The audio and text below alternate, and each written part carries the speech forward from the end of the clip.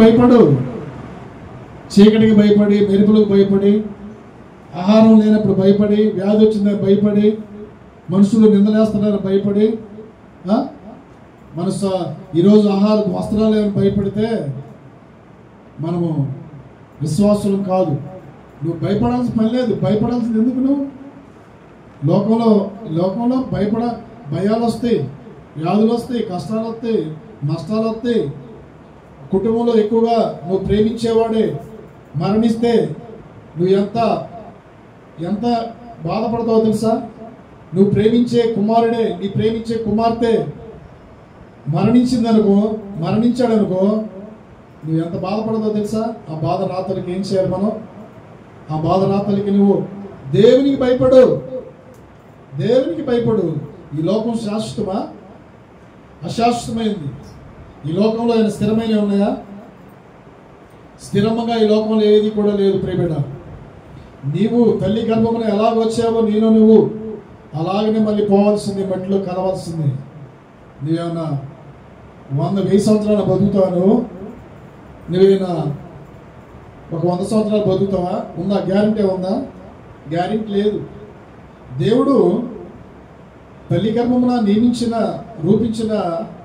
రూపించక ముందే నీ ఆయుష్ నా ఆయుష్ గ్రంథంలో లిఖించాడు. ప్రియబిడ్డ, దేవుడు నిర్ణయించిన ఆయుష్కాలం ఎంతో తెలుసా? 70 సంవత్సరాలు. దేవుడు నిర్ణయించింది 70 సంవత్సరాలు.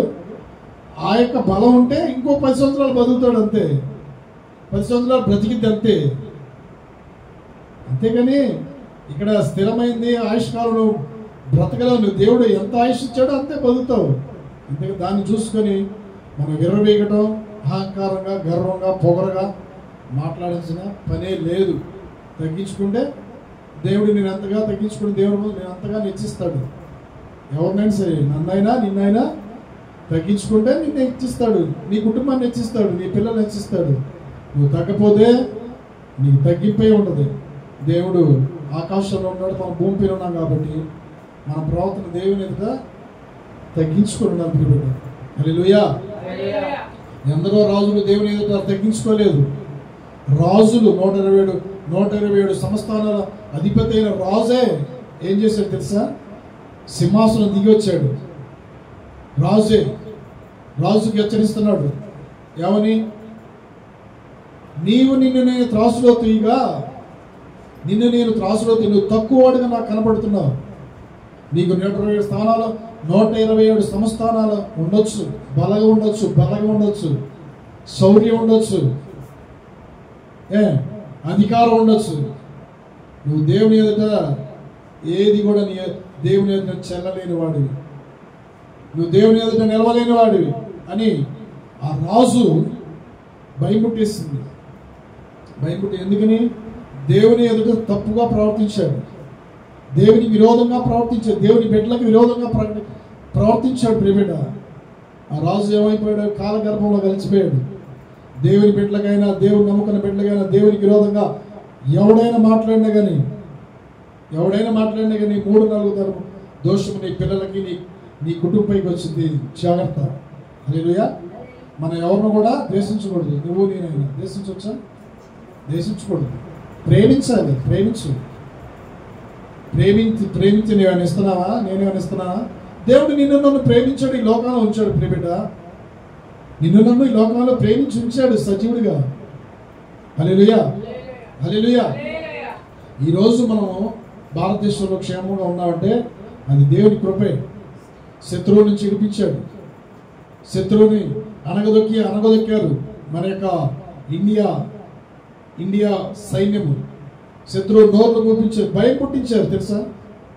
ఈరోజు మనం ఇండియాలో క్షేమంగా ఉన్నామంటే మన ఇండియాని గర్వించదగింది మన దేశం, నా భారతదేశం, నా దేశం అని గర్వించాలి. అంతేగాని భారతదేశాన్ని గణపరచు, భారతదేశాన్ని గొప్ప చేయి. అది దేవునికి ఇష్టమైంది. ప్రియబిడ్డ, హల్లెలూయా.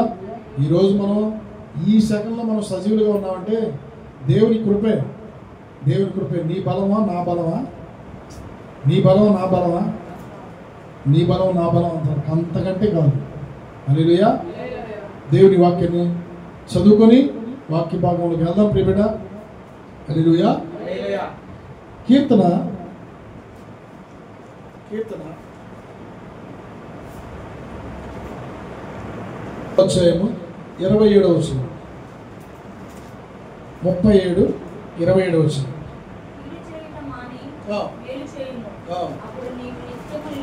అది ఏమన్నాడమ్మా?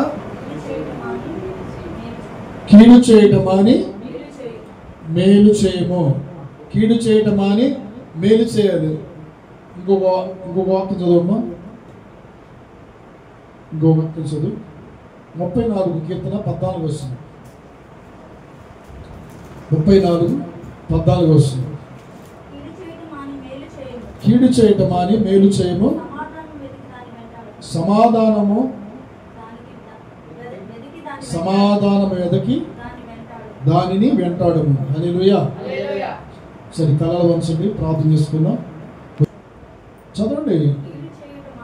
కీడు చేయటం మాని మేలు చేయము, సమాధానము వెతికి దాన్ని. ఇందాక 37 అధ్యాయం 27 కీర్తన 27 చదివారు ఇందాక. కీడు చేయటం మాని మేలు చేయము, అప్పుడు నీవు నిత్యము బ్రతుకుతూ. అప్పుడు నిత్యము నీ కుటుంబం ఈ భూమి మీద నివసించింది. అప్పుడు నీ కుటుంబం ఈ భూమి మీద నిత్యము నిలుస్తావు. కీడు చేయటం మాని మేలు చేయి. చేతనైతే మేలు చేయి, చేత కాకపోతే నోరు మూసుకో. అంతే.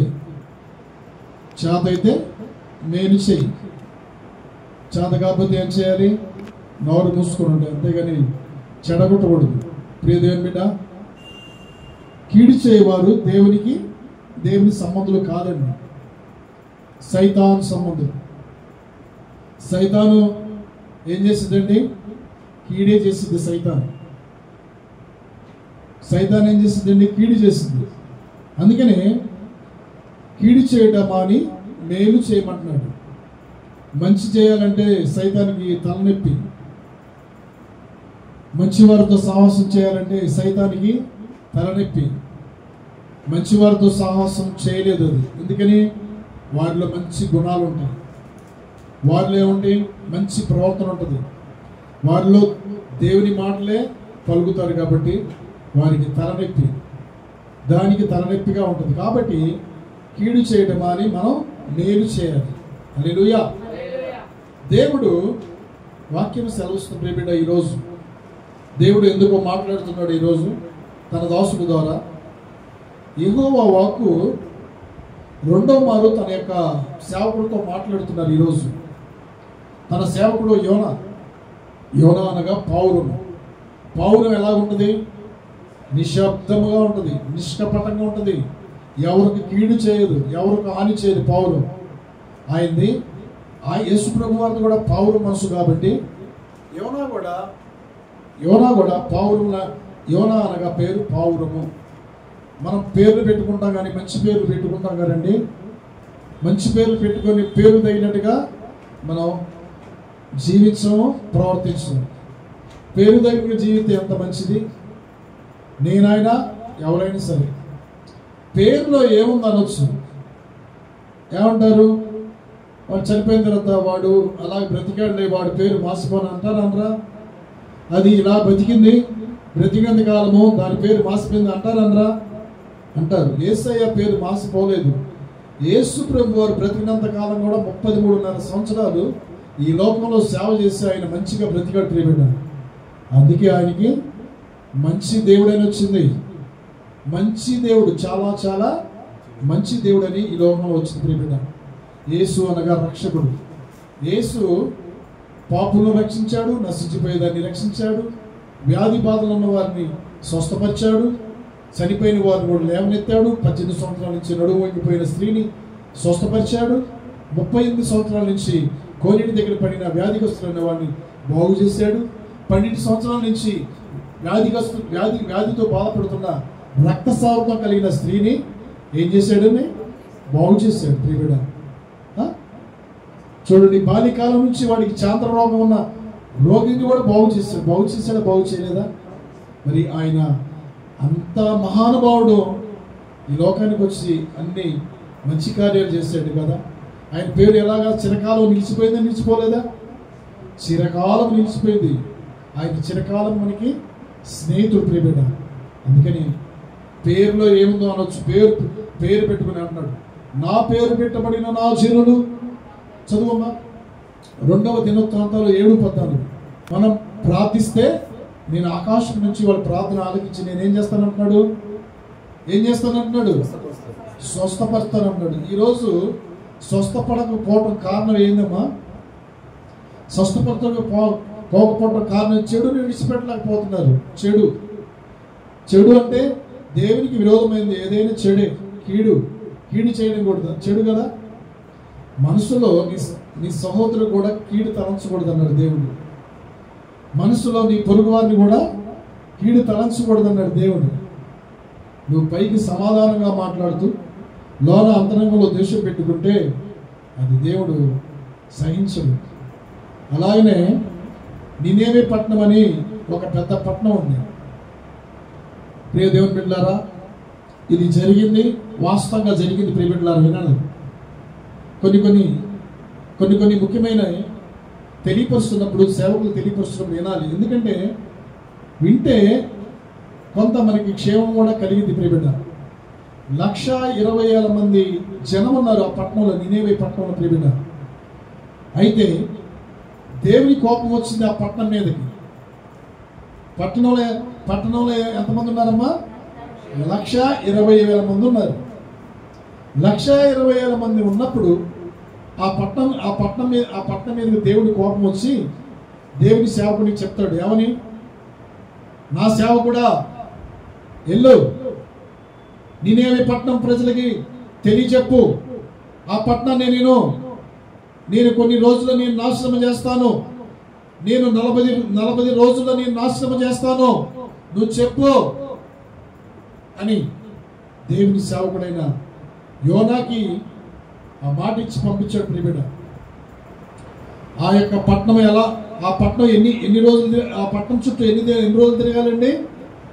ఆ పట్టణం చుట్టూ ఎన్ని రోజులు సంచరించాలి? యోనా ఆ పట్టణంలో ఒక దినమంతా దూరం సంచరించు, ఇంకా 40 పరిమాణం ఎంత తెలుసా? ఆ పట్టణం తిరగాలంటే 3 దినాల పరిమాణం ఉంటుందంట. 3 దినాలు తిరిగినా కానీ ఆ పట్టణాన్ని మనం చుట్టలేమంట. అంత పెద్ద పట్టణం. ప్రియబిడ్డ నందిగా పట్టణం ఉందనుకో, నందిగా పట్టణాన్ని ఎంత పొద్దునే పోయి 1 గంటలో తిరిగి రావచ్చు. ఇది చిన్నదే. ఈ నినేవే పట్టణం ప్రజలు బహు దుర్మార్గులు, దుష్టులు, కీడు చేయవారు. అందుకని దేవుడికి తెలుసు ప్రియబిడ్డ, దేవుడు పంపించాడు. నినేవే పట్టణం ప్రజలు కీడు చేసేవారు. నినేవే పట్టణం ప్రజలు దేవునికి భయభక్తులు లేనివారు. నినేవే పట్టణం ప్రజలు దేవునికి లోపడిన వారు. వారిని నీవు ప్రకటించు యోనా.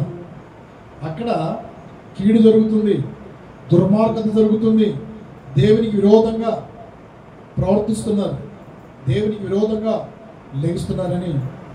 ప్రియ దేవుని బిడ్డలారా, యోనాని ఒక సేవకుడిని పంపించాడు. నావలే పంపించినప్పుడు యోనా నినేవే పట్టణానికి వచ్చాడు.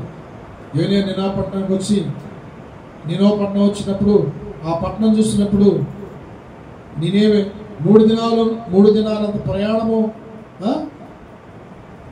3 దినాలంత పరిమాణం గల పట్టణము యోనా పట్టణంలో 1 దిన ప్రయాణము సంచరించి, ఇక 1 దిన ప్రయాణమే సంచరించాడు కానీ 3 దినాలు ప్రయాణించలేదు. ప్రియబిడ్డ హల్లెలూయా. సంచరించాడు. 3 దినాలు చెప్పాలి కదా, 1 రోజు చెప్పాడు. ఏమని చెప్పాడు? రాజుకి చెప్తున్నాడు, ప్రజలకు చెప్తున్నాడు, ఈ నినేవే పట్టణము ఇంకా 40 రోజుల్లో కాలిపోతుంది. ఈ నినేవే పట్టణం దేవుని కోపం వచ్చింది.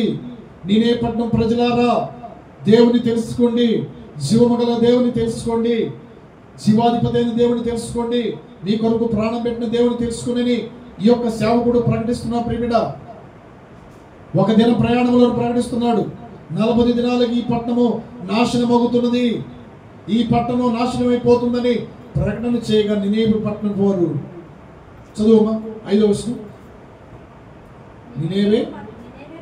నినేవే పట్టణం వారు ఘనులేమి అల్పులేమి అందరూ గోనె పట్ట కట్టుకొని చూడండి. తర్వాత దేవుడు ఏమంటున్నాడు? నినేవే పట్టణానికి వచ్చాడు. దేవుని దాసుడు చెప్తున్నాడు, ఈ యొక్క పట్టణము 40 దినాల్లో నాశనము చేయబోతున్నాడు దేవుడు. యోనా వచ్చి ప్రకటిస్తున్నాడు, నినేవి పట్టణం ప్రజలారా, రాజులారా అని. గనులేమి అల్పులేమి అందరూ గోనెపట్ట కట్టుకొని భయమేసింది. భయమేసి వచ్చి ఉపవాసం ఉండి గోనెపట్ట కట్టుకొని రాజు వస్త్రాలు కూడా తీసివేసి గోనె పట్ట కట్టుకొని బూడదలో కూర్చున్నాడు. చూడండి, ఆ రోజు బూడదలో కూర్చునేవాడు ఉపవాసం ఉండాలండి. అసలు ఉపవాసం ఎలాగుండాలో తెలుసా? ఉపవాసం ఎలాగుండాలి? ఉపవాసం అంటే నువ్వు ఏమీ కూడా తినకూడదు. నువ్వు దేవునితో మాట్లాడాలి. దేవునితో నువ్వు మాట్లాడాలంటే ఉపవాసం ఎలా ఉండాలి? నువ్వు తలాంటుకొని నువ్వు రహస్యంగా చూస్తున్న నీ దేవుని ఎదుట మోకరించి నువ్వు పూర్ణ మనసుతో దేవుని ఆరాధించాలి. అది ఉపవాసం. అది ఉపవాసం. వీళ్ళు ఏం చేశారు? యోనా పట్టణం ప్రజలు ఏం చేశారు? నినేవే పట్టణం ప్రజలు ఏం చేశారు? గోనె పట్ట కట్టుకున్నారు. యోనా ప్రకటించగానే భయం వేసింది. ప్రియబిడ్డ, భయం వేసిపోయింది. భయం వేసి రాజే దిగి వచ్చాడు కిందకి.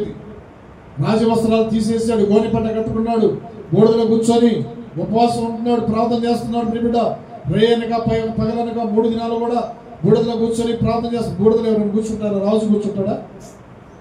నీవు కూర్చుంటావు బూడిదలో? అసలు బూడిదలో కూర్చుంటే ఏమైంది? సేదర పుట్టింది, సేదరేసింది బూడిదలో. మరి అలాంటి బూడిదలో రాజు కూర్చున్నాడంటే నీవు నేను ఏ పార్టీ వాళ్ళం? ఆ నినేవే పట్టణం ప్రజలు ఏ పార్టీ వాళ్ళు? రాజు దగ్గరకు వచ్చారు, వాళ్ళు కూర్చున్నారు, బూడిదలో కూర్చున్నారు, ఉపవాసం ఉన్నారు. ఉపవాసం గుండెలు పగల కొట్టుకుంటున్నారు. ప్రకటన విన్నారు. ప్రకటన విన్నప్పుడు ఇప్పుడు సపోజ్ మనం అనుకుందాం, ఈ నందిగాం పట్టణం మీదకి అగ్ని గంధకాలు కురవబోతున్నాయి అన్నప్పుడు భయం పుట్టదా? ఎవరికైనా పుట్టదా? నీకు ఇలాగ నువ్వు మరణిస్తావు, ఇలాగ నీ కుటుంబం ఇలాగ అయిపోద్దని ఎవరైనా అన్నారు, నువ్వు భయం పుట్టదా? భయం వేసింది వీళ్ళకి. ప్రియ దేవుని బిడ్డలారా, దేవునికి వ్యతిరేకంగా, దేవుని దాసులకి వ్యతిరేకంగా మాట్లాడిన వారు ఎవరు కూడా నిలవలేదు భూమి పైన. ఎవరు కూడా. చెప్తున్నాను, ఎందుకంటే పరిశుద్ధ గ్రంథంలో మొత్తం జీవించుకొని మీకు ప్రకటిస్తున్న ప్రియబిడ్డ. వచ్చాడు, కూర్చున్నాడు, గోనె పట్టుకొని చదువు 6-7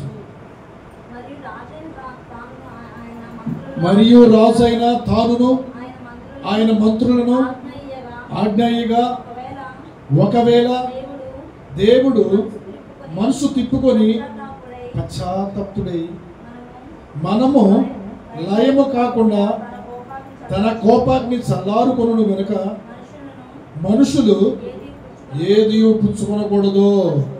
పశువులు గాని, ఎద్దులు గాని, గొర్రెలు గాని మేత మేయకూడదు. ఆజ్ఞ వచ్చేసింది రాజు దగ్గర నుంచి. రాజు చెప్పాడు, మంత్రులు చెప్పాడు. ఈరోజు భారతదేశం మీదకి యుద్ధం వచ్చినప్పుడు ప్రధానమంత్రి గారు ఏం చెప్పారు? లీవులో ఉన్న ప్రతి ఒక్కరు కూడా అటెండ్ అవ్వాలి. లీవులో ఉన్న ప్రతి ఒక్కరు కూడా అటెండ్ అవ్వాలి డ్యూటీకి. అందరూ డ్యూటీకి వచ్చే ప్రియబిడ్డ చూడండి, ఆయన ప్రధానమంత్రి గారు కాబట్టి ఆజ్ఞ ఇచ్చాడు కాబట్టి అందరూ డ్యూటీలో చేరిపోయారు. మిలిటరీ ఏంది, మరి డాక్టర్స్ ఏంటి, నేవీ, ఎయిర్ స్పేస్ మొత్తం కూడా అటెండ్ అయిపోయారు ప్రియబిడ్డ. అటెండ్ అయిపోయి శత్రువు మీద చేయించాలని అందరూ కూడా మోకరించారు. దేవుని బిడ్డలారా, ఈరోజు కూడా రాజు మంత్రులకు ఆదేశించాడు, మీరు పశువులు కానీ, మీరు కానీ, మీ పిల్లలు కానీ ఆహారం తినకూడదు, ఎద్దులు కానీ, గొర్రెలు కానీ ఏమి మేత మేయకూడదు మీరు. ఇది రాజాజ్ఞ.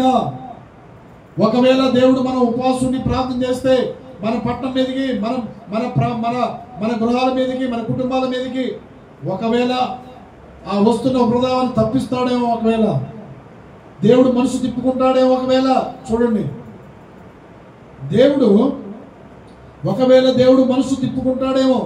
దేవుడు మనసు తిప్పుకోడా? దేవుడు మనసు తిప్పుకుంటాడు ప్రియబిడ్డ. దేవుడు కీడు చేసేవాడు కాదు.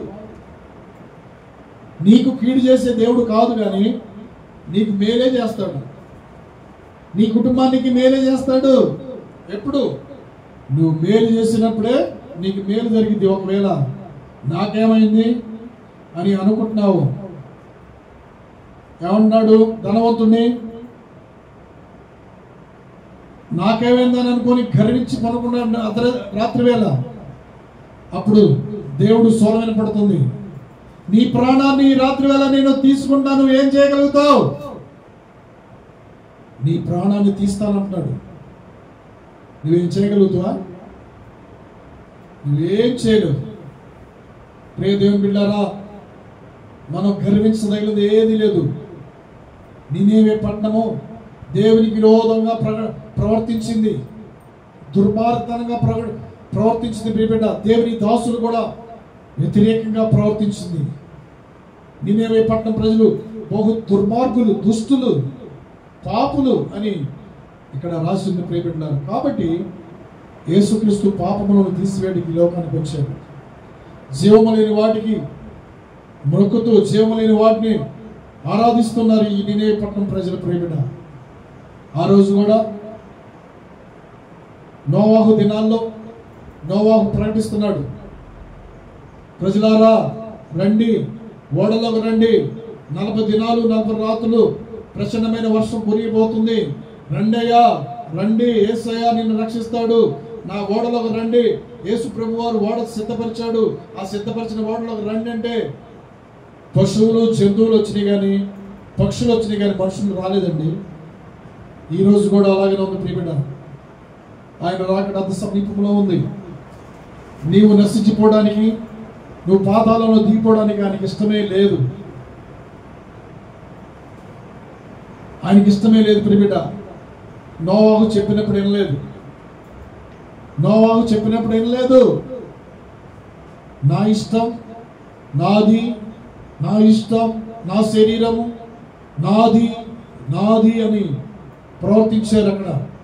ఈ లోపల దేవుడు అన్నాడు, నోవాహుతో చెప్పాడు, నోవాహు నువ్వు ఓడని సిద్ధపరిచావు, ఓడ తలుపులేసాయి, కిటికీలన్నీ మూసాయి, కీలు మూసాడు. ప్రచండమైన వర్షం స్టార్ట్ అయింది. ఆకాశం నుంచి వర్షం పడుతుంది.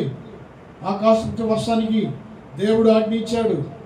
దేవుడు ఆజ్ఞ లేనిది ఏది జరగదు భూమి పైన. దేవుడి ఆజ్ఞ లేనిది కీడు కానీ అపాయం కానీ ఎవరికి ఏం జరగదు. ఒకవేళ కీడి చేయాలని తలపెట్టినా కానీ చాటుమాటుగా వాడి యొక్క పని తర్వాత ఉంటుంది. దాని యొక్క పని తర్వాత ఉంటుంది ప్రియబిడ్డ. నోవాహు దగ్గరికి వచ్చారు. నోవాహు దగ్గరకు వచ్చి, నోవాహు నోవాహు నోవాహు నోహావు తలుపు దీవా, నోవాహు నోహావు తలుపు దీవా, వర్షంలో మేము ఈ యొక్క సముద్ర జలమును కొట్టుకొని పోతున్నామని తలుపు కొడుతుంటే దేవుడు చెప్పాడు కదా ఫస్ట్. దేవుడి సేవకుల ద్వారా చెప్పించాడు కదా ఫస్ట్. చెప్పించినప్పుడు వినలా. వర్షం పడుతుంది, కొట్టుకుపోతున్నారు, జలాల్లో మునిగిపోయి చచ్చిపోయారు. దేవుడు కీలు పూసాడు. కీలు అంటే ఇంక ఇప్పుడు రాదు, ఇంకా అతుక్కుపోయింది అది. దేవుడు చెప్పినప్పుడే మరలా తీయాలి. 40 దినాలు 40 రాత్రులు వర్షం, ప్రచండమైన వర్షం పడదు. ఆ జలాల్లో జనులంతా కొట్టుకుపోయారు. దేవుడు కోపం వచ్చేసింది తెలుసా. దేవుడు మాట వినలేదండి. ఆలోచన ప్రకారం నడుచుకున్నాడు, సొంత ఊహ ప్రకారం నడుచుకున్నాడు, ఎట్లా పెడతాడు ప్రవర్తించాడు. త్రాగుబోతు విందుల్లో ప్రవర్తించాడు, త్రాగి చిందులేసి ప్రవర్తించాడు. అలాంటి వారిని పైన దేవుడి కోపం వచ్చేసి అందరూ కూడా జల ప్రళయంలో ఏం చేశాడు, దేవుడు ముంచివేశాడు ప్రియబిడ్డ. హల్లెలూయా. ఇలా ప్రియ దేవుని బిడ్డలారా, దేవుడి దాసులు ప్రకటిస్తున్నారు, ఇదే అనుకూల సమయం. భూదిగంతముల నివాసులారా, నా వైపు చూసి మీరు రక్షణ పొందుడి. నేను మీ పాపములను తీసివేస్తాను, మిమ్మల్ని నేను రక్షిస్తాను.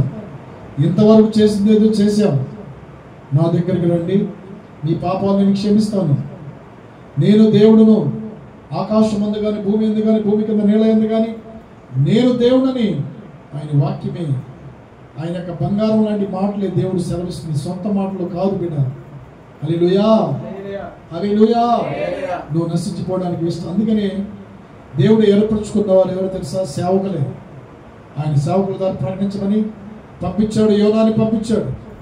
అప్పుడు ఈ రాజు దగ్గర మంత్రులు అంటున్నారు, ఒకవేళ దేవుడు మనసు పశ్చాత్తాపడి మనసు తిప్పుకొని వెళ్ళనేమో. దేవుడు మనసు తిప్పుకుంటాడా? తిప్పుకోడా? ఎప్పుడు నువ్వు దేవుని వైపు తిరిగినప్పుడు, నీవు దేవుని దాసుల దగ్గర గురించి ప్రార్థన చేసుకున్నప్పుడు, నీవు దేవుని దాసులకి లోబడినప్పుడు మనసు తిప్పుకుంటాడు. నీవు కీడు చేస్తానంది, కీడు చేయక మానుకుంటాడు. ప్రియదేవుని బిడ్డ, మంత్రులు అంటున్నారు, మనసు తిప్పుకోవాలి, పశ్చాత్తాపంతో మనము లయ కాకముందే తన కోపాగ్ని చల్లార్చుకుని కనుక మనుషులు ఏది పుచ్చుకొనకూడదు, పశువులు కానీ, ఎద్దులు కానీ, గొర్రెలు కానీ మేత మేయకూడదు అని చెప్పి చూడండి. ఆజ్ఞ వచ్చేసింది, రెడ్ అలర్ట్, సైరన్ మోగింది. అందరూ కూడా మరి ఢిల్లీలో కానీ, రాజస్థాన్లో కానీ, పంజాబ్లో కానీ రెడ్ అలర్ట్ వచ్చేసింది. అక్కడ సైరన్ మోగేసరికి అంత చీకటమయమైపోయింది బిడ్డ. హల్లెలూయా. ఈరోజు కూడా దేవుడు రాకడ అతి సమీపంలో ఉంది కాబట్టి దేవుడు వస్తున్నప్పుడు అది ఎన్ని సూచనలు, భూమి మీద రాజ్యం మీదకి రాజ్యము, మనుషుల మీద మనుషులు ఒకరినొకరు చంపుకుంటారు. ఇవన్నీ జరగవలసింది. లేఖనం ప్రేమిట, లేఖనం ఇది, లేఖనం ముందుగానే రాశాడు కాబట్టి ఆ లేఖనం నెరవేరాలి. మరలా ఆయన సృష్టించిన ఆ సూర్యచంద్ర నక్షత్రాల్లో ఏం కలిగింది? మార్పు కలిగింది. మార్పు అంటే సూర్యుడు నల్లగా అవుతాడు, చంద్రుడు ఎర్రగా మారుతాడు. చంద్రుడు సూర్యుడు ఎర్రగా మారతలకి నువ్వెవరిని జ్ఞాపకం చేసుకొని ప్రసంగిలో ఉంటుంది కదా, సూర్యుడు చంద్రుడు నల్లగా మారతలకి చదువుదాం. ప్రసంగి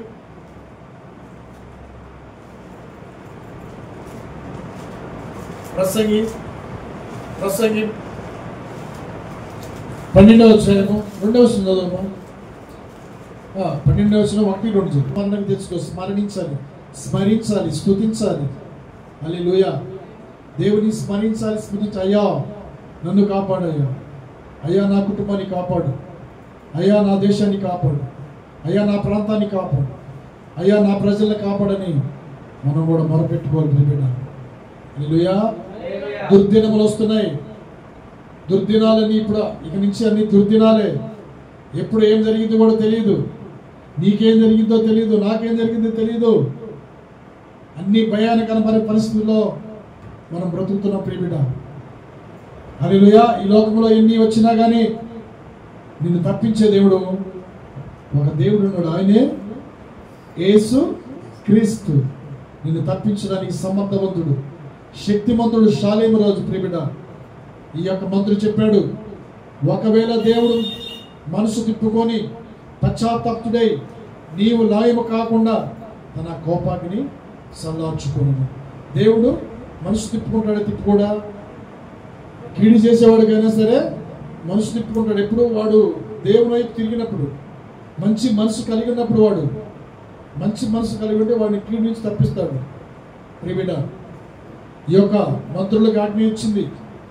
ఆజ్ఞ ఇచ్చినప్పుడు మీరు ఏది పుచ్చుకోకూడదు, పశువులు కానీ, ఎద్దులు కానీ, గొర్రెలు కానీ మేత మేయకూడదని చెప్పాడు. ఆజ్ఞ వచ్చేసింది. ఎవరు కూడా నీళ్లు తాగలేదు, మేత మేయలేదు, ఏది మనుషులు కూడా ఏది పుచ్చుకోలేదు ప్రియబిడ్డ. అప్పుడు మనుషులందరూ తమ దుర్మార్గమును విడిచి తాము చేయు బలత్కారమును మానివేయవలెను. మనుషులేమి పశువులేమి సమస్తమును గోనె పట్ట కట్టుకొనవలెను. జనులు మనస్పూర్వకముగా దేవుణ్ణి వేడుకొనవలెను అని దూతలు నినేవె పట్టణంలో చాటించి ప్రకటన చేశారు. హల్లెలూయా. దూత అనగా దేవుని దాసుడు ప్రకటించాడు. ప్రకటించగలనే జనులందరూ కూడా దుర్మార్గతనం విడిచిపెట్టారు. దుర్మార్గతనం అంటే దేవునికి విరోధమైన ప్రవర్తన, దేవునికి విరోధమైన క్రియలు ఇవన్నీ కూడా విడిచిపెట్టి మంచి మనసుతో దేవుని ఆరాధిస్తున్నారు. ప్రియబిడ్డ, నీకు మంచి మనసు ఉండాలి, మంచి హృదయం కలిగి ఉండాలి. పైకి మంచిగానే ఉన్నావు కానీ లోనంతా ఎలా ఉంది? చెడుతనంగా ఉంది. నీ చెడుతనాన్ని విడిచిపెట్టు. నీ చెడుతనాన్ని విడిచిపెడితే పైకి కాదు, లోన అంతరంగం చెడుతనం విడిచిపెడితే అంత మంచిది, నీకు మంచిగా జరిగింది ప్రియబిడ్డ. హల్లెలూయా. మనం దేవుడు మంచివాడు కాబట్టి మనం కూడా మంచి చేయాలి. చెడును చేస్తానని దేవుడు కోపం వచ్చినప్పుడు ఏం చేశాడు? నినేవారు తమ చెడు నడతను మానుకొనగా వారు చేస్తున్న క్రియలను దేవుడు చూసి పశ్చాత్తాపతుడై వారికి చేదునని తాను మాట ఇచ్చిన కీడు చేయక మానుకొనెను. హల్లెలూయా, హల్లెలూయా. ఏం చేశాడండి దేవుడు? తాను మాట ఇచ్చాడంతే. దేవుడు మాట ఇస్తే తప్పుతాడా?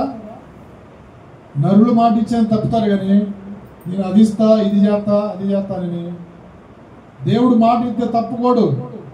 ఏదైనా సరే, నీకు గర్భఫలమా, నీకు స్వస్థత, నీకు ఆశీర్వాదమా, నీ పిల్లల ఆశీర్వాదమా, నీ కుటుంబం ఆశీర్వాదమా కావాలంటే దేవుడు మాట ఇచ్చి నెరవేర్చే దేవుడు. తన దూతల ద్వారా ప్రకటించబడాడు. కీడు చేస్తానన్నది కీడు చేయ కదా.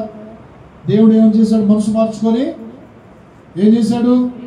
మేలు చేశాడు. ప్రియబిడ్డ, నువ్వు మేలు చేసేవాడిగా, మేలు చేసే దానిగా ఉండాలి. హల్లెలూయా. మేలు చేసే వారిగా మనం ఉండాలి. ప్రియబిడ్డ, మేలు చేస్తే నీ కుటుంబానికి మేలు, మేలు చేస్తే నీకు మేలు, మేలు చేస్తే నీకు ఆశీర్వాదము. ఈ యొక్క దాసుల ద్వారా పంపించాడు నినేవే పట్టణానికి. కీడు చేస్తానన్నది కీడు చేయక ఏం చేశాడు? ఆ 1,20,000 మందిని కంటే ఎక్కువ జనాంగం ఉన్న నినేవే పట్టణాన్ని, ఆ పట్టణాన్ని ఏం చేశాడు? కాపాడాడు. ప్రియబిడ్డ, లయము కాకుండా, ఆ పట్టణంలో ప్రజలు లయము కాకుండా దేవుని వైపు తిరిగారు. ఈరోజు దేవుని స్వార్థ ప్రకటిస్తబడుతుంది. దేవుని రాజ్యం మన మధ్యలో ఉన్నది. యేసుక్రీస్తు రక్షకుడు, గొప్ప దేవుడు. ఆయన సజీవుడు, మరణాన్ని గెలిచిన దేవుడు, సైతాన్ని కాళ్ళ కింద శీఘ్రంగా సితకదొక్కిన దేవుడు, మరణాన్ని జయించిన దేవుడు, సమాధిని ఓడించిన దేవుడు. ఆయన సజీవుడైన దేవుడు. ఆరాధనకి, ఎక్కడు స్తుతికి పాత్రుడు. ప్రియబిడ్డ, నేను గొప్పవాడిని కాదు, నాలో ఏ మంచి, నేను కూడా ఒకప్పుడు ఈ లోకంలో ఉన్నవాడిని, లోకంలో కలిసి లోకంలో అపవిత్రత జరిగించిన వాడిని, నేను దుర్మార్గతనంగా ప్రవర్తించిన వాడిని. దేవుడు దర్శించి నన్ను, నా కుటుంబాన్ని దర్శించి నేనే దేవుణ్ణి, నేనే రక్షకుడని చెప్పినప్పుడు నేను నమ్మి, అయ్యా నా పాపాలు క్షమించాయి, నా దోషాలు క్షమించాయా అని నేను ఆయన ఎదుట సాగిలపడి నమస్కరించి అడిగినప్పుడు దోషాలు, పాపాలు క్షమించబడేవి. హల్లెలూయా, హల్లెలూయా. దేవునికి నినేవే పట్టణం వారు కోపం తెప్పించలేదు. నేను రేపు ఉంటాలే ఉపవాసం, ఇంకా 2 నెలలు అయిన తర్వాత నేను ఉపవాసం ఉండాలని దేవునితో చెప్పలేదు. అందరికి భయం వచ్చేసింది. భయపడకని పరిశుద్ధ గ్రంథంలో 27,000 వచనాల్లో 66 పుస్తకాల్లో ఎన్నిసార్లు రాసి ఉందంటే 365 సార్లు రాసి ఉంది. 365 దేనికి గుర్తు? ఒక్క సంవత్సరానికి గుర్తు. నువ్వు 365 రోజులు కూడా దేవునికి నువ్వు భయపడాలి అంతే. 365 రోజులు కూడా భయపడాలి. అంతేగాని ఈరోజు భయపడటం, ఈరోజు చిన్నపిల్లవాడు ఏమన్నా తల్లి మాట తండ్రి మాట వినకపోతే ఏం చేస్తాం? మనం కర్రతో కొడతాం. వాడు ఏం చేస్తాడు? ఒక 4 రోజులు భయం లేకుండా ఉంటాడు, తర్వాత మన యథామావులుగానే వాడు ప్రవర్తిస్తాడు. అలా కాదు ఇది. దేవుని తెలుసుకున్న ప్రతి ఒక్కరి బిడ్డలు కూడా ఎలా ఉండాలి తెలుసా? దేవుని కోరికగా పుట్టిన ప్రతి ఒక్కరు కూడా ఎలా ఉండాలి తెలుసా? 365 రోజులు నువ్వు దేవునికి భయపడు. నువ్వు దేవునికి భయపడితే దేవుడు ఏమిస్తానంటున్నాడు? యెహోవాయందు భయభక్తులు కలిగిన వారికి దీర్ఘాయుష్యులు ఇస్తానంటాడు దేవుడు. యెహోవాయందు భయభక్తులు కలిగిన వారికి నేను నిత్య జీవం ఇస్తానంటాడు. ప్రియబిడ్డ, భయం లేని భక్తి చేయొద్దు. భయం లేని భక్తి నువ్వు చేసి నువ్వు ప్రవర్తించొద్దు దేవుని ఎదుట. ఇది దేవుడు దాసుడు ప్రకటిస్తున్నాడు. హల్లెలూయా. ఈ నినేవే పట్టణం ప్రజలు భయపడిపోయారు. పిల్లలు భయపడే దేవునికి లోపడ్డారు. భయం లేకపోతే వాడు లోపడేవాడు కాదు. భయం లేకపోతే, ఆ ప్రకటన ప్రకటించకపోతే, యోనా ప్రకటించకపోతే ఆ దుర్మార్గతనం విడిచిపెట్టేవారు కాదు. పశువులు కానీ, గొర్రెలు కానీ, మేకలు కానీ అందరూ కూడా చిన్నపిల్లలతో సహా గోనెపట్ట ధరించుకొని రాజు అంతా 1,20,000 మంది ఆ పట్టణంలో ఉన్న ప్రజలకి రాజే సింహాసనం దిగివచ్చి, మంత్రులు దిగివచ్చి అధికారాన్ని విడిచిపెట్టారు. అధికారాన్ని విడిచిపెట్టి బూడిదలో కూర్చొని ప్రార్థన చేస్తున్నారు. అయ్యా నా పట్టణాన్ని కాపాడయ్యా, అయ్యా నా ప్రజలను కాపాడయ్యా, అయ్యా నా భారతదేశాన్ని కాపాడయ్యా, అయ్యా నా ఆంధ్ర రాష్ట్రాన్ని కాపాడని ప్రార్థన చేశారు. ఉపవాసం ప్రియబిడ్డ మొన్నటి దినాన్ని కూడా క్రైస్తవులంతా కూడా ప్రార్థన చేశారు. అయ్యా నా భారతదేశాన్ని కాపాడయ్యా, నా భారతదేశ సరిహద్దుల్లో నెమ్మది కలుగు చేయ్యా, శత్రు మూగలనైనా తిప్పికొట్టయ్యా, శత్రువులను దేవా జయించాలని అనేకులు ప్రార్థించారు. తెలుసా, శత్రువు మీద అంతటి మీద జయం వచ్చింది. ఇండియా ఈజ్ గ్రేట్ అని మనం గొప్పగా చెప్పుకోవాలి. మన ఇండియా, మన భారతదేశం గొప్ప అని చెప్పుకోవాలి. ప్రియబిడ్డ ఎవరైనా సరే, ఏ జాతి అయినా, ఏ మతమైనా, ఏ కులమైనా, ఎవరైనా సరే ఇండియా ఈజ్ గ్రేట్ అని చెప్పుకోవాలి. ఎందుకని మన భారతదేశంలో ప్రశాంతంగా బ్రతుకుతున్నాం, శాంతిగా మనం బ్రతుకుతున్నాం. ప్రియబిడ్డ ఇండియాలో ఏ భయం లేదు తెలుసా, ఎటు పోయినా భయం లేదు. ఇతర దేశాల నుంచి వస్తున్నారు కానీ మన దేశంలో వచ్చిన ప్రతి ఒక్కరు కూడా క్షేమంగా బ్రతుకుతున్నారు తెలుసా. ఇండియాలో నువ్వు భయపడాల్సిన పని లేదు. ఇండియాలో చుట్టుపక్కల సైన్యం మోకరించి ఉన్నది, దేవుని కాపుదల ఉంది, దేవుని యొక్క కనుదృష్టి ఇండియా పైన ఉంది తెలుసా. ఇండియా పైన ఉంది దేవుని యొక్క కనుదృష్టి. ఆసియా ఖండం ఇది, ఈ ఆసియా ఖండం మీద దేవుని కనుదృష్టి ఉంది. ఆసియా ఖండాన్ని దేవుని ప్రేమించాడు. ప్రియబిడ్డ 5 ఖండాల్లో ఒక ఖండం ఏదో తెలుసా, ఆసియా ఖండము. ఈ ఆసియా ఖండాన్ని దేవుడు ఎంతగానో ప్రేమించాడు. ప్రియబిడ్డ హల్లెలూయా.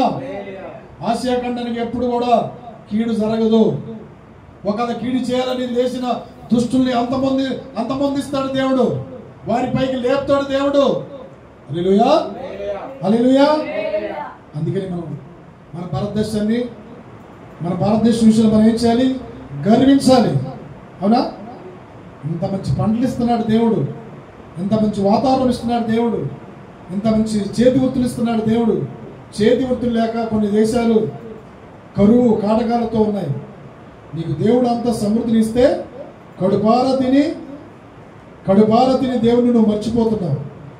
నీకు గాలి, నీరు, వాతావరణం, ఆహారం ఎక్కడి నుంచి వస్తుందో నీకు తెలుసా? అసలు ఎవరు ఇస్తున్నారో తెలుసా? నేను పండించుకుంటున్నాను, నేను సంపాదించుకుంటున్నాను, నేను నేను నేను నేను నేను అనేది రాకూడదు. ఎప్పుడు కూడా నేను అనేది రాకూడదు. దేవుడు నాకు ఇచ్చాడు, దేవుడు నాకు మంచి గృహాన్ని ఇచ్చాడు, దేవుడు మంచి చేతి పని ఇచ్చాడు, దేవుడు మంచి గర్భఫలం ఇచ్చాడు, దేవుడు మంచి ఆహారాన్ని ఇచ్చాడని దేవుడిని తెలుసుకోవాలి మనం. హల్లెలూయా. సృష్టికర్తమైన దేవుడిని అప్పుడు తెలుసుకున్నారు. మీరు దుర్మార్గంగా ప్రవర్తించారు, జీవలేని వాటిని బ్రొక్కారు. నినేమి పట్టణం ప్రజలు తెలుసుకున్నారు. తెలుసుకొని దేవుని వైపు తిరిగారు. అయ్యా మా పాపాలు క్షమించు, మా విధేయతలు క్షమించయ్యా, మేము వ్యర్థంగా ప్రవర్తించామయ్యా, దుర్మార్గతనంగా ప్రవర్తించామయ్యా, మమ్మల్ని క్షమించాయని నినేమి పట్టణం వారు ఉపవాసం ఉండి 3 దినాలు ఉపవాసం ఉండి ప్రార్థన చేశారు. నువ్వు ఉపవాసం ఉండి ప్రార్థన చేస్తున్నావా? శరీరాన్ని నల్లగొట్టుకున్నారు. నువ్వు శరీరాన్ని నల్లగొట్టుకోవాలి. నువ్వు ఆత్మీయంగా బలపడతావు. అప్పుడు శరీరాన్ని నల్లగొట్టుకుంటే ఉపవాసం ఉండి ప్రార్థన చేయి. ఉపవాసం అనగా అసలు ఉపవాసం అంటే అర్థమైంది తెలుసా? ఉపవాసం అనగా ఉపేక్షించుట. ఉపేక్షించుట అంటే దేవునితో మాట్లాడుట. దేవునితో మాట్లాడడం అంతేగాని ఆచారం కాదు. కొన్ని 10 దినాలు ఉపవాసం ఉండాలి, 20 దినాలు ఉపవాసం ఉండాలి, 40 దినాలు ఉపవాసం ఉండాలి, 60 దినాలు ఉపవాసం ఉండాలి, ఆచారం కాదు. ఉపవాసం అనగా 3 రోజులు ఉన్నా చాలు. ఉపవాసం 3 రోజులు ఉపవాసం ఉన్నా చాలు, ఆచారాలు వద్దు. 3 రోజులు ఉపవాసం ఉండి నీ పూర్ణ మనసుతో, నీ పూర్ణ హృదయంతో, నీ పూర్ణ ఆత్మతో నీ దేవుడైన యెహోవాను ఆరాధించు. నీకెందుకు ప్రత్యక్షం కాడు? ప్రత్యక్షం అవుతాడు. ప్రియబిడ్డ పూర్ణ మనసుతో నువ్వు ఆరాధించినప్పుడు అంతే. ఉపవాసం ఉండి ప్రార్థన చేశాడు, శత్రువుల నుంచి తప్పించాడు. ప్రియబిడ్డ శత్రువుల నుంచి తప్పించాడు, ఆ మరణం నుంచి తప్పించాడు. దేవుడు కీడు చేస్తానని కీడు చేయక ఏమనుకున్నాడు? మానుకున్నాడు. హల్లెలూయా. నీలో చెడుతనం అంతా మానుకో. చదువుదాం వాక్యం. సామెతలు 8వ అధ్యాయం 13వ వచనం చివరగా, యెహోవా యందు భయభక్తులు కలిగి ఉండుట, చెడుతనమును అసహించుకొనుట. హల్లెలూయా, హల్లెలూయా, హల్లెలూయా. ఏం చేయాలమ్మా? యెహోవా యందు భయభక్తులు కలిగి ఉన్నప్పుడు చెడుతనం అసహించుకుంటాం. మంచిని కోరుకుంటాం, మంచి పనులే చేస్తాం, మంచి ఆలోచనలు ఆలోచిస్తాం, మంచి ప్రవర్తన. మంచి బోలోకి మంచి కూర దొరుకుతుంటారు చూడండి. మంచి వారితో సాహసం చేయి, మంచి గుణలక్షణాలు వస్తాయి. చెడ్డవారితో సాహసం చేస్తే చెడ్డ పనులు, చెడ్డ ఆలోచనలు ఆడతాయి. వద్దు వద్దు, దేవుడు వద్దని చెప్తున్నాడు. నీ పిల్లలకి మంచి బుద్ధులు నేర్పించుకో. తిరుగుబాటుతనం వద్దు. ప్రియ దేవుని బిడ్డలా, ఒక ఊర్లో వాళ్ళ నాయనమ్మ మీదకి మనవడు తిరుగుపడ్డాడు అంటుంది. నాయనమ్మ మీదకి మనవడు తిరుగుపడ్డాడంటే ఎంత దౌర్భాగ్యతనం చూడండి. నాయనమ్మని ఎలా చూసుకోవాలి? నాయనమ్మని వీళ్ళు పెద్దలతో ఇలాగ సంబోధించాలి, చిన్నలతో ఇలా సంబోధించాలి నేర్పుకో నీ పిల్లలకి. నువ్వేం నేర్పుకుంటున్నావా? ఎవరైనా పెద్దలు వచ్చారనుకో వందనాలు అని చెప్పాలి, లేకపోతే ఎవరి భాషలో వాళ్ళు చెప్పుకోవాలి, ఎవరి మతంలో వాళ్ళు చెప్పుకోవాలి. అయ్యా వచ్చారు, పెద్దవాళ్ళు వచ్చారు, వాళ్ళకి ఇలా చెప్పని నీ పిల్లలు చెప్పుకో. నీ భాషలో, నీ మతంలో నీవు చెప్పుకో, నీ తెగతో. అలా చెప్పుకుంటే వాళ్ళు ఏం చేస్తారు? పెద్దవైనప్పుడు కూడా ఆ మార్గం నుంచి తొలగిపోడు ప్రియబిడ్డ. కాబట్టి నీ పిల్లలకు నేర్పుకోవాలి. నువ్వు కొట్టు, వాళ్ళు తిట్టు, నువ్వు రాయని అంటే సరిపోద్ది. అది ఒక తల్లి ఉందంట, ఒక తల్లి ఆయనకి ఇష్టంగా ఉందాం, ఇష్టంగా బ్రతుకుదాం, కీడు విడుద్దాం, మేలు చేద్దాం, అన్నింటిలో నమ్మకం ఉంటే నీకు నమ్మకమైన వారికి మెండైన దేవుల్లో కుమ్మరించబడినది వాక్యము. హల్లెలూయా. నువ్వు నమ్మకం ఉంటే దేవుని రాజ్యంలో రేపు ఆకలి లేదు, దప్పిక లేదు, సూర్యుడు లేడు, చంద్రుడు లేని రాజ్యంలో నువ్వు నివసించాలంటే నువ్వు ఈ భూమి మీద ఉన్నంత కాలం కూడా ఎలా ఉండాలి? మేలు చేస్తూ, దేవునికి ఇష్టంగా ఉంటూ, అందరితో సమాధానంగా ఉంటూ, అందరిని ప్రేమించేవాడిగా, ప్రేమించే దానిగానే ఉండాలి. అది దేవునికి ఇష్టమైన ఉపవాసం ప్రియబిడ్డ. అంతేగాని దేవునికి ఇష్టం లేని ఉపవాసం చేస్తూ, దేవునికి ఇష్టం లేని చేస్తుంటే దేవుడు కూడా మనసు తిప్పుకోడు. మనసు తిప్పుడు నీ ప్రార్థనే ఆలకించడు. ఎందుకు? హృదయాంతరంగానే అసమాధానం, పైకి వందనాలండి అక్కయ్య గారు, బాబాయ్ గారు, పిన్ని గారు అని. ఎందుకు? అది తప్పుడు సంబోధన. అది అలా సంబోధించకూడదు. దేవుని దాసుల ద్వారా ప్రకటిస్తున్నారు ప్రియబిడ్డ. ఈ ఎవరినో వ్యంగ్యంగా మాట్లాడటానికి కాదు, సరి అవడానికి. నినేవే పట్టణం ప్రజలు అలాగా తప్పుగా ప్రవర్తిస్తే దేవుని దాసులు వెళ్ళి ప్రకటించినప్పుడు వాళ్ళు దేవుని వైపు తిరిగారు, మనసు తిప్పుకున్నారు, మనసు మార్చుకున్నారు. కాబట్టి దేవుడు 40 దినాల్లో నేను ఈ పట్టణం మీద అగ్ని గంధకాలు కురిపిస్తానన్నాడు. దేవుడు చెప్తే అసలు ఇంకేమైనా తిరుగుందా? దేవుడు చెప్తే తిరిగే లేదు. కురిపిస్తానన్నాడు, కురిపిస్తాడంతే. దేవుని వైపు తిరిగారు, మంచి మనసుతో ప్రార్థించారు, కీడు చేస్తానన్నది ప్రార్థించారు, ఉపవాసం ఉండి పశ్చాత్తాపడి రేత్రి పగలు కూడా కన్నీరు గార్చి ఏడ్చాడు. నీ పిల్లల కొరకు నువ్వు ఏడుతున్నావా? అసలు నీ కొరకు నువ్వు ఏడుతున్నావా? నీ కుటుంబం కొరకు నువ్వు పశ్చాత్తాపడుతున్నావు దేవుడి దగ్గర నువ్వు ఏడుతున్నావు? అసలు మనుషుల దగ్గర ఏడుతున్నావు, మనుషుల దగ్గర నువ్వు సాగిలపడుతున్నావు. వద్దు, దేవుని దగ్గర సాగిలపడు, దేవుని దగ్గర ఏడు, దేవుని దగ్గర పశ్చాత్తాపడు. నీకు కీడు తొలగిపోద్ది, నీ వ్యాధి తొలగిపోద్ది, నీ బాధ తొలగిపోద్ది ప్రియబిడ్డ. ఈరోజు మంచి ఉపదేశం ఇచ్చారు. కాబట్టి దేవుని దాసుల ద్వారా ప్రకటించిన వాక్యం మన హృదయాల్లో ఫలించాలి, అభివృద్ధి పొందాలి. నీకు కీడు చేస్తున్నాను, కీడు దేవుడు నీ కీడు చేయడో. ఈరోజు నీ కుటుంబం ఉన్న వ్యాధి బాధలు కానీ, నరదృష్టి కానీ, నరవోష కానీ, నీ పేరున్న ఏమున్నా కానీ అన్ని కూడా యేసు నామములో తొలగిపోరుగాక. హల్లెలూయా. యేసుక్రీస్తు నిజ దేవుడు, రక్షకుడు, పాపములను రక్షించడానికి లోకానికి వచ్చిన దేవుడు. ఆయన మరలా చనిపోయాడు, తిరిగి లేచాడు, కుడిపార్శ్వన కూర్చుని ఉన్నారు. మరలా ఆయన వస్తున్నాడు. ఆయన మరలా భూమిపైకి వస్తున్నప్పుడు పంచభూతాలు వ్యక్తమైన వేండ్రముతో లయమైపోద్ది. సూర్యుడు చంద్రుడు మారిపోతారు, నక్షత్రాలు రాలిపోతాయి, భూమి ప్రచండ వేదనతో తత్తరిల్లిపోయింది, పర్వతాలు బద్దలైపోతాయి. బిడ్డ, ఆ సమయం రాతలికే నీ సృష్టికర్తమైన నిన్ను పుట్టించిన వాడిని స్మరణకు తెచ్చుకో, అని దేవుడు ఈరోజు నిన్ను హెచ్చరిస్తున్నాడు. దేవుని దాసుల ద్వారా వాక్యాన్ని ప్రకటించమన్నారు, ప్రకటించాను. హల్లెలూయా. నోవాహు దినంలో ఉన్నట్టు ఉండొద్దు, నినేవే పట్టణం ప్రజలు ఉన్నట్టు అశ్రద్ధగా ఉండొద్దు. దేవుడు వస్తున్నప్పుడు ఎవరైతే యేసుక్రీస్తుని నమ్మి అంగీకరిస్తారో వారు మధ్యాకాశంలో ఎత్తబడతారు ప్రియబిడ్డ. మధ్యాకాశంలో ఎత్తబడతారు, దేవునితో వాళ్ళు సహవాసం చేస్తారు. యేసుక్రీస్తుని విశ్వసించు, నీవును నీ ఇంటి వారిని రక్షించబడతారని వాక్యం సెలవుస్తుంది. దేవుడి పరిశుద్ధమైన మాటలు మనందరి హృదయాలు ఫలించి అభివృద్ధి పరచబడును గాక. ఆమేన్. హల్లెలూయా. హల్లెలూయా.